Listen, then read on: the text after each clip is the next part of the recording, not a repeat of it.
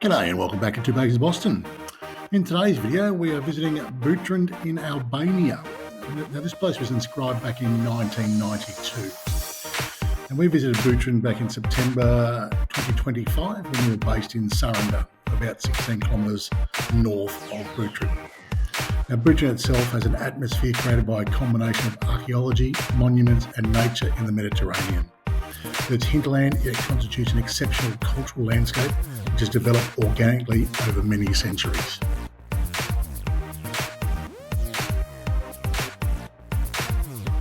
Before I do launch off, I just want to let everyone know about our other social media platforms out there, our wonderful website on tips in our travel across Europe and the Americas over the next 6 years with a lovely dog, our Boston Terrier. So also check out our website, check out our Facebook page and also our Instagram.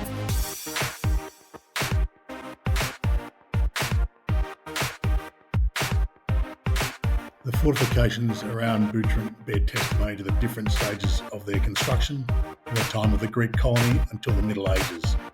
The most interesting ancient Greek monument is a theatre which is fairly well preserved. The major ruin from the Paleo-Christian era is the Baptistery, an ancient Roman monument adapted to the cultural needs of Christianity. Its floor has a beautiful mosaic decoration. The Paleo-Christian Basilica was rebuilt in the 9th century.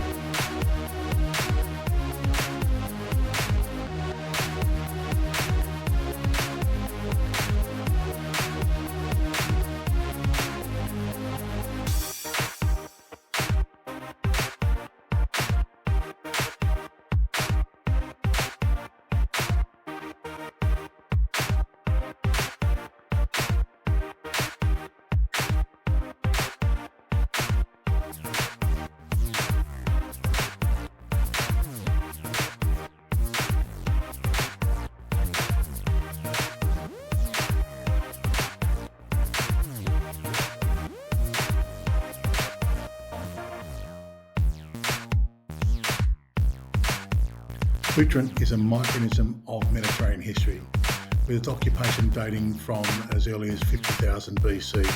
That's early evidence up to about the 19th century AD.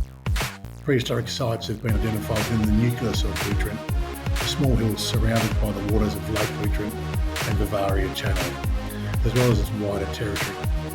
From about 800 BC until the arrival of the Romans, Butrint was influenced by Greek culture, very elements of a polis and being settled by Chaonian tribes in 44 BC. Butrint became a Roman colony and expanded considerably on reclaimed marshland, primarily to the south across the Bavarian Channel, where an aqueduct was built. In the 5th century AD, Butrint became an epicentral centre, where its fortified and substantial early Christian structures were built. After a period of abandonment, Butrint was reconstructed under Byzantine control in the 9th century. Butrint and its territory came under Angevinian and then Venetian control in the 14th century. Several attacks by despots of Epirus and then later by the Ottomans led to the strengthening and extension of the defensive works of Butrint. At the beginning of the 19th century, a new fortress was added to the defensive system of Butrint at the mouth of the Bavaria Channel. It was built by Ali Pasha, an Albanian Ottoman, who controlled Butrint and the area until its final abandonment.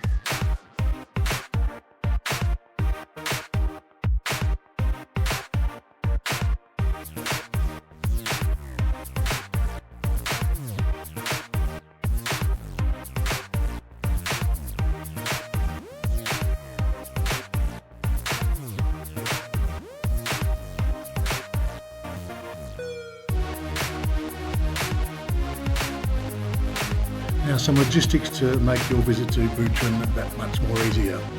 I would recommend you do not take a car, particularly if you're staying in Saranda, and you catch the local bus. They leave on the hour every hour from Saranda itself. It costs 200 lek, which is about $3.50 Australian, and then entry to the site is 1,000 lek or about $18.50 Australian.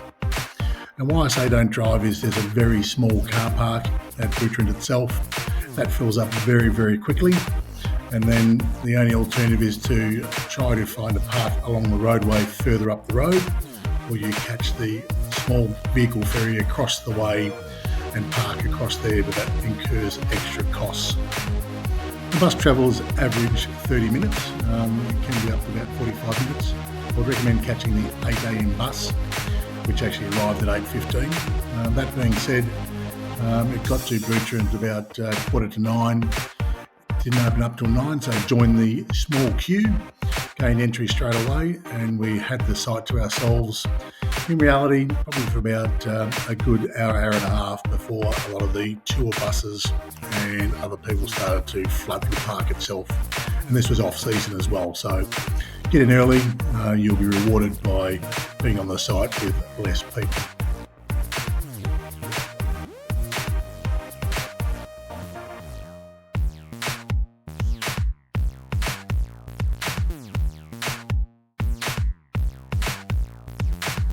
Now, Butrint was magical to walk around, particularly the vastness of the property with ruins spread throughout the small peninsula.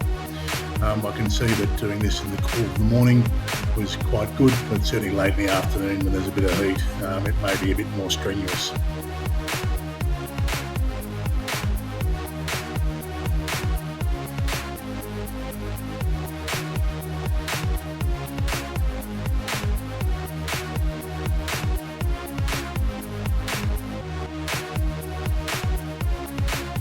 We hope you've enjoyed this short video of our visit to Butrint. If you've liked what you've seen, please like and subscribe, and we hope to see you at our next UNESCO site very soon.